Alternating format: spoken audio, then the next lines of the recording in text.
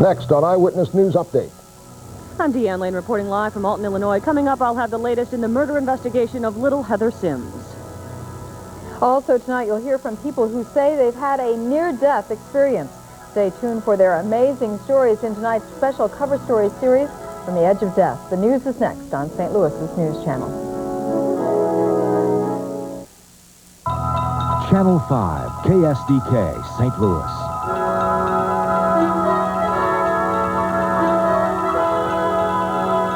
And now, Channel 5 Eyewitness News Update.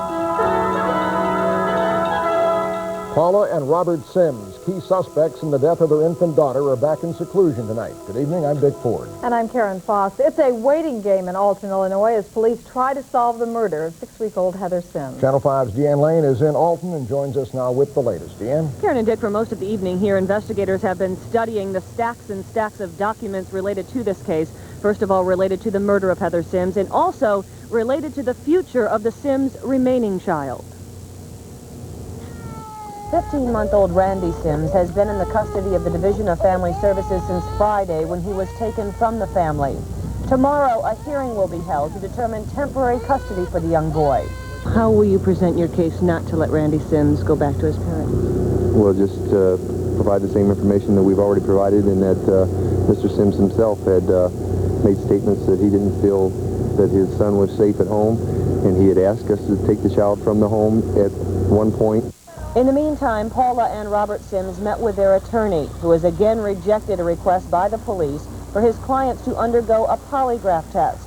Donald Groshong first snubbed that idea during an interview with Channel 5 last week. Pardon me? I personally don't believe it. In what? Polygraph test. What about the Sims? You believe in them? I don't have any comment. So we talked to him on the initial night. Obviously, all of that information is not correct, and we'd like an opportunity to speak with them further in that matter. McCain is still optimistic he has a case against the Sims. A break could come as early as Thursday, when the FBI finishes its lab tests on evidence obtained in this case. Authorities say that includes trash bags, the baby's bassinet, and a hair found in the freezer of Paula Sims' parents' home. Evening, McCain also confirmed for us that while the body of Haether Sims remains at the St. Louis University Medical Center, plans are now underway for Heather's burial. Now, Rich Isom has been following the story of the family all day long. Let's go to him now live in Cottage Hills. Rich. Yeah, it has been a quiet night here at the Blue House. The trash collector stopped by around 6:30. A couple of family members were in around 8 o'clock. The main activity at the Blue Home came around 12:30 this afternoon. That's when Robert and Paula Sims left the house and headed to Alton to see their lawyer. The session with Donald Groshong lasted about an hour and a half. The Sims were met by a large group of reporters as they left the meeting, but the couple refused to talk. Groshong later told me he would not comment on the situation. As best we know, Robert and Paula Sims are in this house tonight, and who knows what tomorrow will bring. Reporting live from Cottage Hills, Rich Isom, Channel 5 Eyewitness News. Rich, thank you. If the story should change in any way before the end of this newscast, of course, we'll return to Rich and Deanne for live reports on whatever is developing. And we'll also follow the story overnight and bring you the latest tomorrow morning on Today in St. Louis. And in Potosi, Missouri tonight, some parents say they won't let their children go to school until a gang of alleged devil worshippers is expelled.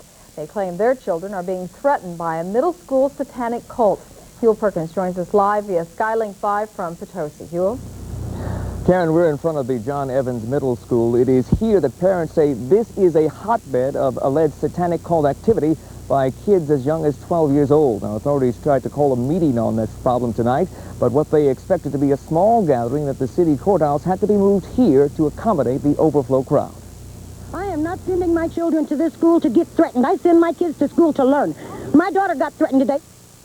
This woman was one of hundreds of angry, frightened parents who packed the Evans Middle School gymnasium. They had come to talk about their fears that the school had become home to a satanic cult of teenagers, fears that their sons and daughters had become targets. My one little girl can hear and talk. My other one can't hear or talk. I mean, somebody could run in, grab her, and be gone. And what am I supposed to do? Say that they were sorry that they didn't watch her close enough? I can't.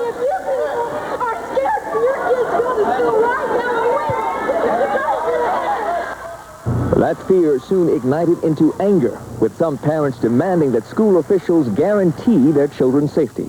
But as long as they're going to let it just slide by them and laugh about it, there's nothing we can do except get mad. Are you going to send your daughter to school? No. I'm keeping her home. Still, authorities say there is little danger. They claim a small group of middle school misfits has named themselves SOS, the Sons of Satan, and that some girls have started their own gang called the White Cross. School officials admit both groups have used satanic symbols like this to threaten other students into joining. But they say there has been no violence. They did a little threatening, join our club or we'll get you. We have a list and we don't like these people or we'll get these people. And Was there a hit list? I've never seen it. Now, there are about 850 parents at tonight's meeting. They decided to meet in smaller groups and to perhaps patrol the halls of John Evans Middle School to regain control of the hallways and to regain control of their children. We'll tell you how it turns out. For now, reporting live from Potosi, Missouri, via Skylink 5, Fuel Perkins, Channel 5, Eyewitness News. Thank you. There's some startling new evidence about the safety of your children and school buses. The National Research Council says that nearly 40 school children are killed each year while getting on or off school buses.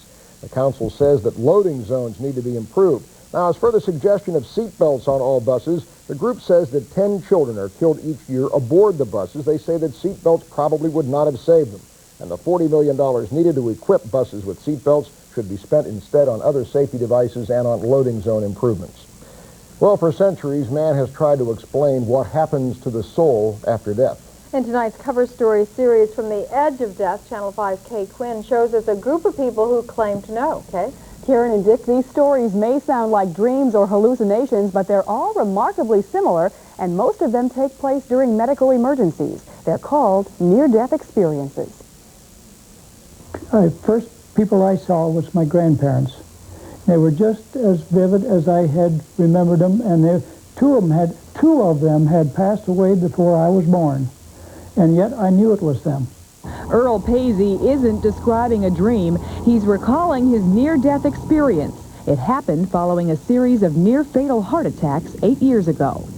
I could see myself, and then about that time, a light came down from above, and it was like so white that I had never seen anything like this before in my life. And I turned to look, and I couldn't hardly look at this person. I knew it had to be an angel. It said, Juco, and then the angel disappeared. Most people who have had a near-death experience can describe hospital operating rooms like this one, even if they've never been in the room while conscious.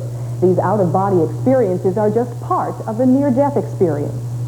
Researchers have identified 10 common elements of the near-death experience. They include the out-of-body experience, accurate visual perception, sounds or voices, feelings of peace or painlessness, light, life review, being in another world, meeting other beings, tunnel experience, and precognition, or information about the future. Studies show the out-of-body experience is by far the most common. I've had patients tell me everything from the fact that my hand was being guided at the time of surgery by somebody outside of myself, to the fact that they felt that their recovery was due to something else other than a medical means, which to me as a physician is quite bizarre and strange, if you will. Doctors and hospital chaplains are usually the first to hear of a new near-death experience. Some patients are afraid to share the information with family members who may be less likely to understand. Tomorrow, I'll show you what one hospital chaplain tells patients who have had a near-death experience, and we'll talk with two women who were pronounced dead, but then lived to tell about their experiences. Some people are ashamed or, reluctant to talk about it till they hear other people have had the same experience. And That's right. Opens up. Yeah. And coming up, Atlantis Comes Home. Yeah, and Top Gun, fact or fiction. We'll find out from the original Top Gun instructor, a man who now works for McDonnell Douglas. Plus, gee, I wish I knew where these guys were taking me. I guess we'll all find out on Pert Sporn's People after sports. The Bi-State Development Agency says it won't cut back on bus service or raise most fares, but it will be cutting jobs. Its Board of Commissioners have approved a bare-bones budget for fiscal year 1990. It will include 65 job layoffs and the freezing of salaries. The agency says these are the first layoffs in 7 years. Rioting in Panama the day after the presidential elections there. General Noriega's soldiers are accused of rigging the vote. Protesters marched in Panama City opposing Noriega, but armed men attacked the thousands who were protesting the election fraud. Soldiers are accused of ransacking polling places and stealing ballots. Noriega is blamed for ordering the attacks. He wants his hand-picked presidential candidate to win so he can actually remain in power. NASA says protective tiles on the space shuttle Atlantis received only limited damage on its voyage into space. Main gear touchdown. Atlantis returned to Earth and touched down this afternoon at Edwards Air Force Base in California. This was the 5th flight since the Challenger disaster, and it was highlighted by the successful launch of the spacecraft Magellan, which is now on its way to a rendezvous with Venus. Tonight, NBC's premiere movie was Top Gun, a story about the flight school that trains the best of naval jet fighters. We met up with the first commanding officer of the Top Gun school. The purpose of the school is to give graduate level dogfighting training to Navy fighter crews. Just go for the hard deck. Let's get down there first and nail them, man. It's something that fighter pilots just love to do. It gets in your blood. You like to do it the rest of your life. You realize it's a young man's game, though. McEwen is a Vietnam vet and the first to lead the Top Gun flyers at Miramar Naval Air Station when it began in 1972. He says for the most part, the movie is realistic. Particularly the air-to-air scenes were very realistic. The shaking, the violence, the sweating, and the moving, it was very, very realistic. The air-to-air scenes were very, very true to life. Probably the best I've ever seen. McEwen now works for a subsidiary of McDonnell Douglas. He says since 1972, there have only been 3 accidents with Top Gun pilots and no fatalities. That's because the Top Gun pilots are the best. They're the top. Right? Yeah. Bob Richards says that storms out west are headed this way. We'll find out if we're going to need our umbrellas tomorrow morning. Plus, I'm Mike Bush, and after Bob with the weather, I'll show you a couple of college baseball teams that lose their tempers. And I'll show you a lady who has apparently lost her mind. Does she lose any more? Stay tuned for sports. well, you have to pay attention to this forecast. It changes all the time, Bob. It changes all the time. One thing for certain, Karen, after tonight, it's going to be very, very nice. Well, okay. I mean, we're we're ready. Superb, just stupendous. All right. First, want to take you outside. A very quiet evening right now, though we do have some rain on radar just to the west and northwest of the metro area. Few areas around Metro St. Louis saw a few light rain showers this evening. Right now, it is relatively quiet, but cloud-filled. Here's a pretty scene over the West St. Louis County area earlier this evening. We have mostly cloudy skies downtown and in West County and out at the airport. 64 degrees currently. Humidity is at 81%. It's a very moist, humid, type of muggy type of air mass. Winds out of the south at 7, and the barometer rising 29.75. 66 the official high today.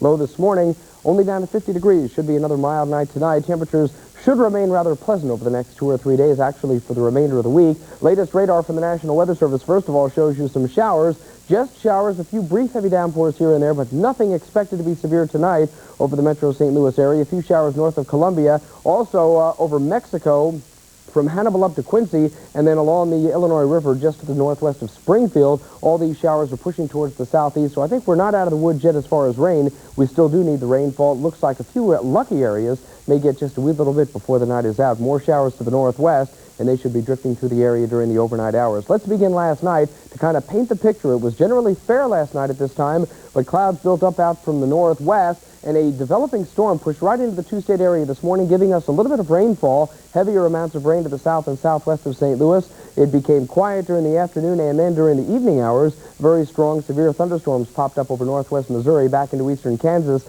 We'll begin again now. I'll show you what I'm talking about. Here's the first batch of showers that came through this morning. That area drifted towards the southeast. Another area developed this evening out over western Missouri. It is just to the northwest of us right now. But these showers and thunderstorms are weakening as they approach the St. Louis metro area. So for that reason, I think we may see a few scattered thunder showers. But other than that, nothing severe expected at this time. Of course, it's a very interesting situation. Storm center centered right to our west.